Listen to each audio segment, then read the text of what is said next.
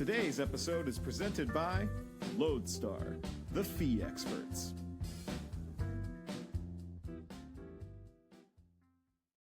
Hi, everyone, and welcome to LodeStar's Lending Leaders. My name's Alayna Gardner, AMP. Welcome to Season 5 of our podcast.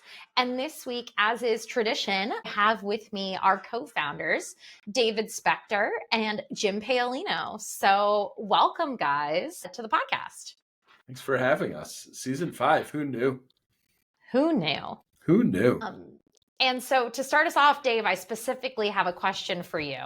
How do you feel about the podcast 5 seasons later?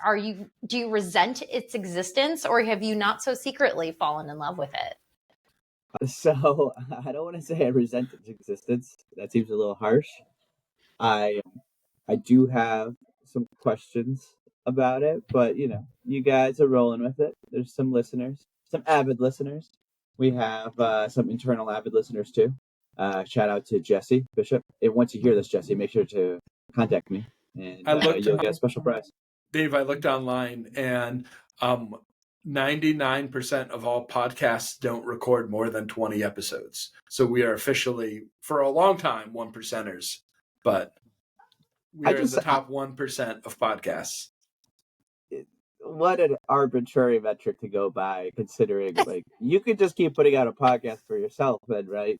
I mean, people do, but a lot still stop, right? It just means you have. If anything, the number should be higher by that logic. So. No, but my point is the only thing it's proving is that you guys are committed enough. I don't think it proves anything. That's success, man. Showing up. Excellence is what you do every day, Dave. Yeah, you guys got me.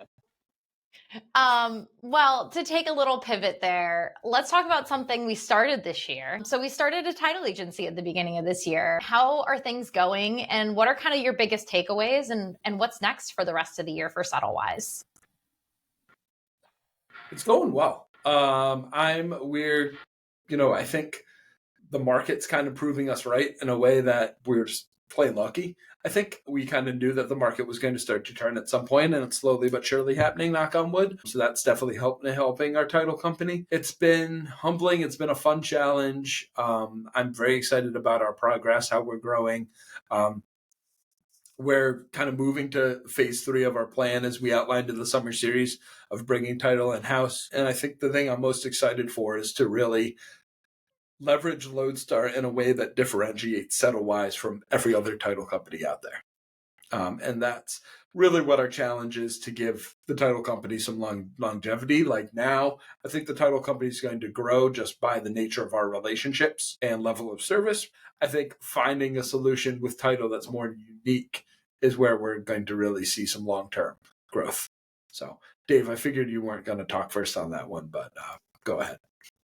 Yeah, I feel like, and I feel like this is a salesy statement, but our value in title can be in the service that we provide, right? I don't think we're ever going to be the cheapest. I think there's some stuff out there, and I think figuring out how to provide the best service because of our unique position and where we are for the quoting of the fees, whether we're more accurate, we're faster. We can provide other information that is useful, what have you. So I think we'll get there. I don't think we found that gold bullet yet, right? What makes us super valuable and unique.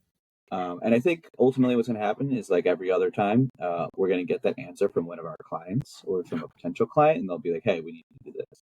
So if any of those avid listeners are looking for an increase in title services, let us know what you're looking for.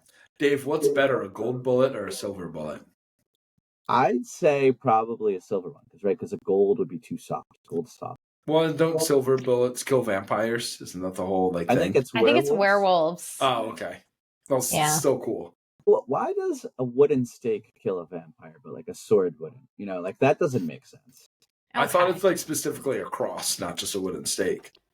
I don't know. Man, that's what I thought, but our listeners can let us know. Yeah, and garlic for that reason too. But yeah, and going back to mortgage, We are in the process of bringing our pricing information for all 4 usage tiers of LodeStar online. And the plan is to have everything released before MBA Annual of this year. But I think the question is, why now? Why are we choosing to do this? And what do we want to convey to our clients as well as the mortgage industry with this decision? I think Dave made a really good point earlier about Settlewise, and he used the C word, which I don't like to mention, being cheap, right? It's not about your price, is about your value. And that's a pivot that we've made with LodeStar, with Settlewise throughout the last year of, yes, what you pay for something is obviously important and always on minds, but at the end of the day, you can't discount your way to being the number one provider. And that's kind of how we feel about what we want to do and why we want to be very clear about the pricing that we have, because it's always going to be a question that gets asked. But ultimately, we want to create the most value. And when you deduct value, or if you deduct our price from our value, we still think we're going to be number one. So we want to be very clear to prove that. And clarity is a big part of our organization and continues to be. So I think it's just really inherent with our values. And one thing that we've learned over the last year is, like, you always want to do the things that are kind of inherent with your values. And generally when we do that, whether it be announcing Settlewise, announcing our prices, like, it just feels good. It just feels like the right decision. And it's what's in line with what we want to be as a company. Dave? I mean, I don't have much to add. I will just say that I've talked to a couple people already, and it's interesting the people that pick up on the naming convention, being Star Wars vessels. Excuse me, Star Trek vessels. Star Trek. Sorry, Star Trek. Wow. God. If this was a bigger podcast, I'd be worried because I'd be getting a lot of hate mail. But yeah, no, it's cool, and I think it's definitely leaned more tech heavy for people that pick up on it. But that was just interesting. And one thing as well, looking internally, every year, we started this last year, is we have been doing semi-annual wigs, which is a wildly important goal. It's a concept that Jim brought to the company last year. And what would you say that our wig is for the back half of the year as an organization, and why do you think it's important, and an important message maybe to share? Wigs, I think we've started goal setting since the onset of LodeStar, right, in one way or another, and I think wig is kind of the next step. But I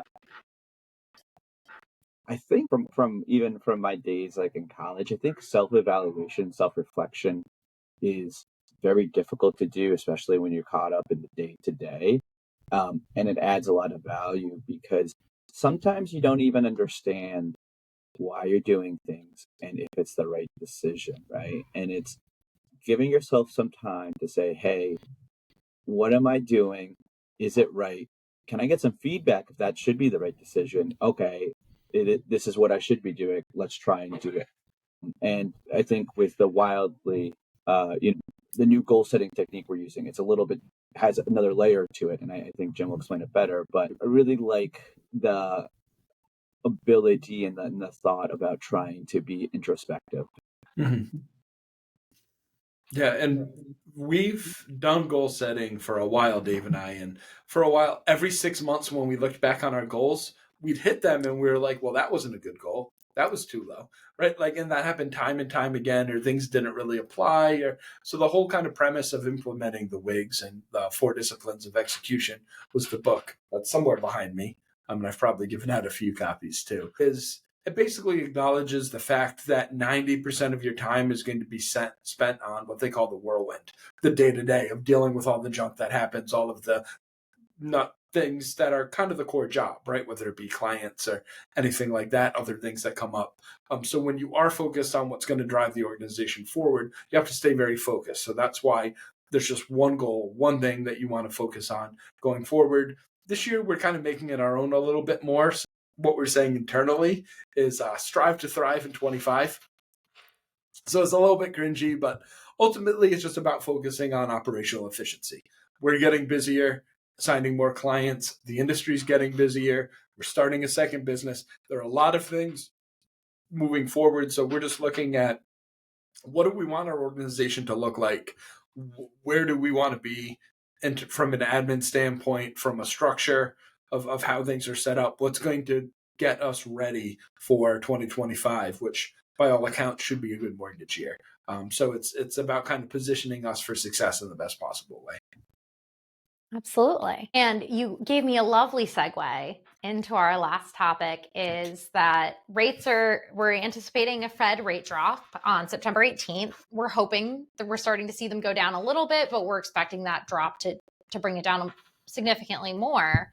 How are we feeling about what some are calling the beginning of a turnaround as we go into season 5 here? We'll never try and guess the market anymore. 2020, right? I was like, hey, everyone's going to get destroyed. It's all going to go kaput. Right when COVID hit, we saw our event revenue drop in half, or our volume drop in half. And like, this is it. Then obviously there was the COVID bounce back where the rates were really low, best time in the market. I'm like, oh man, this is lasting like probably another 5 years. We don't know, like, so many things, right? Then we had inflation. And it's just like, I'm so sick of being wrong that you just got to ride the wave. Yeah. You do your best. You want to make sure that you thrive in whatever environment there is, right? So whether you're growing aggressively or growing conservatively, making sure you don't overstep because you think there could be a possibility to pull back. But you just keep working and you keep it as like in the back of your mind, but you don't overthink. There's no reason to try and plan because who knows? Yeah. We're rowing our boat regardless, and if the current's against us, if it's with us, we're going to do the same. It's not really going to affect what we do, right? And I agree with Dave that, like, I think in that good market too, back in 2020, we thought we were great at business. We were growing so much, and we didn't have kind of the maturity of the time to realize how much of it was just from industry volume. So we've been a little more reflective now, and I think we're set up so that if it happens, great, we'll benefit from it, but we're not counting on it. We're not relying on that for our business growth. If it happens, we'll take advantage of it, but we want to be able to survive in any sort of market. And I'm probably prouder of how we've done in the last 2 years than how we did in a boom market where anyone was making money, right? The fact that we didn't have to lay people off, that we continued to grow in this market, that is something I'm much more proud of than whatever happens over the next couple of years. Well, thank you both so much for giving us your time today and talking a little bit of mortgage, a little bit of vampires somehow. And just honestly, we're really excited for season 5, even though Dave has been against us since the beginning. Top 1% of all podcasts, Dave. I have a relevant question to this podcast. Favorite media involving vampires? Oh gosh, I think I'm gonna have to go Twilight because I don't know of any others. No, I read Dracula a couple years ago. The original Dracula was good. I'm about to read Interview with the Vampire for my book club. Excited about that. The recommendation I'll have, which is a little bit different, is the Marvel special series they did a couple years ago. Was it Werewolf by Night? So that's good. that. Can I change my answer to that? Yeah. Watch that. I don't think it has vampires. It has werewolves instead, but I watched it again last year for Halloween. I'm going to watch it at some point this year. It's awesome. It's just an hour long, fun little, surreal, It's a good little spooky romp. thing. Yeah, good little romp. Awesome. Highly recommend it. So, Dave, your answer real quick before we hit our time limit here. Oh, I didn't have one. I just wanted to hear yours. Great.